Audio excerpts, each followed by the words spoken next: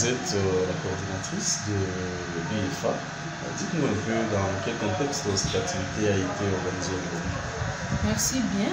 En fait, aujourd'hui, on est là parce qu'on avait la mission en tant qu'UEFA d'accompagner le projet du comité de coordination sectorielle sur les fonciers du Sud Kivu, qui est un projet financé par la coopération suisse, mis en œuvre par l'UEFA, sous couvert du ministère des Affaires foncières au Sud Kivu. Alors, il s'était tenu à Bukavu au mois de novembre, du 5 au 8 novembre 2018, un forum interprovincial pour l'élaboration du document de la politique foncière en RDC. Bon, le document, c'était un draft, c'est d'abord le draft qu'on devrait élaborer en ce jour. Et les acquis de ces forums vraiment devraient être maintenant répandus afin que les autres membres de la communauté, les autres secteurs qui n'ont pas eu la chance de participer directement au forum puissent également enrichir le draft du document de politique. C'est ce qui était donc la mission donnée aux parties prenantes qui ont participé à ces forums.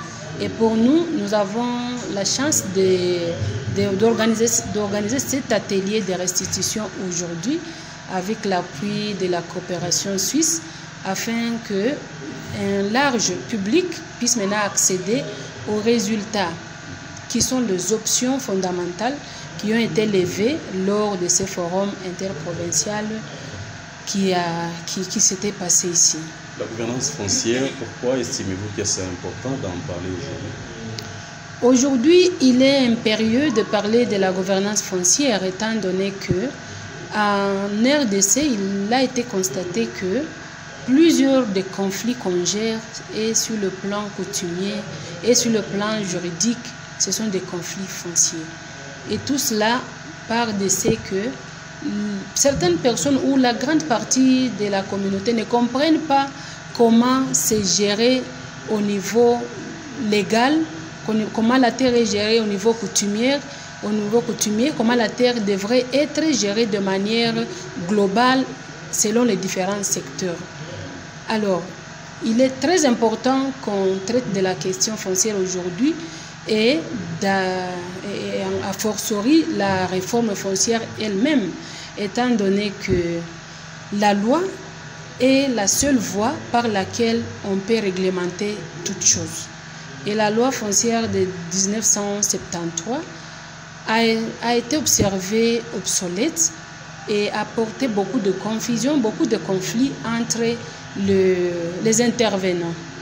Alors, aujourd'hui, il est une opportunité qui nous est offerte de parler de la gouvernance foncière en RDC, dont on est en train de relever certains défis de cette ancienne loi. Et les gens, les communautés, les secteurs privés, les juridictions foncières, on est en train de travailler ensemble afin qu'on puisse donner de bonnes propositions qui puissent intégrer la politique foncière et de ces propositions que la loi foncière puisse maintenant sortir afin une loi adaptée, une loi qui prend en compte tous ces paramètres. Peut-être en définitif, une politique, un document contenant la politique foncière sera mise en place bientôt. Vous pensez qu'il viendra résoudre tous les problèmes liés au conflit foncier vécu ici au Sud Kivu? Oui, je suis vraiment très optimiste. Je suis optimiste par la politique foncière qui va sortir. Je pense en fin 2019, Dieu voulant, on pourrait avoir notre politique foncière en RDC. Et cette politique foncière, si tu vois les contenus de ces drafts qu'on est en train d'amender aujourd'hui, ça prend en compte tous les aspects qui n'ont pas été pris en compte par l'ancienne loi. Et on peut espérer que, du fait que la consultation qui est en train de se faire, le processus lui-même, la manière dont il a été conçu, de partir de la base jusqu'au sommet, c'est la bonne des approches qui puissent exister.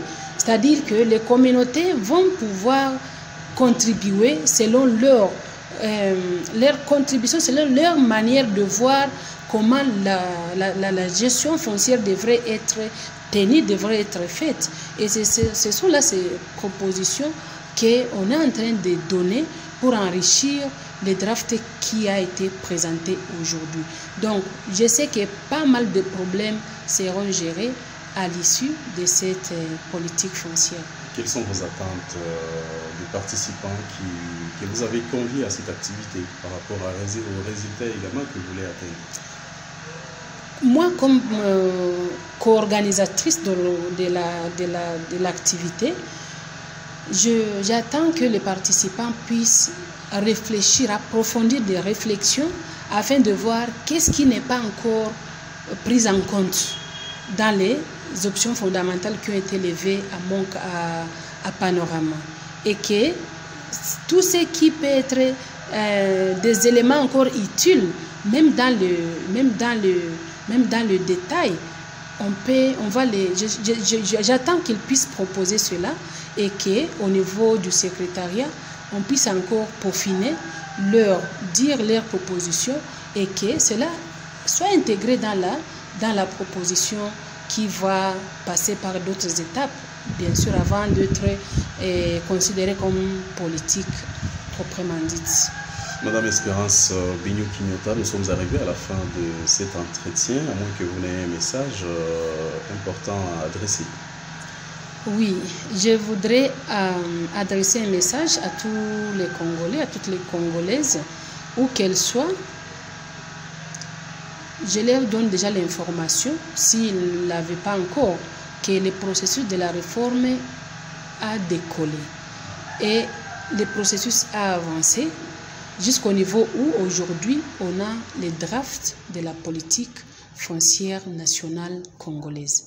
Alors, que tout un chacun là où il est, au niveau local, au niveau de la province, au niveau de Kinshasa, que tout un chacun s'intéresse à ce processus afin qu'il puisse également prendre le temps de lire, prendre le temps de s'informer sur le processus et afin de voir s'il a encore quelque chose à contribuer pour rendre plus complet les documents de la politique foncière.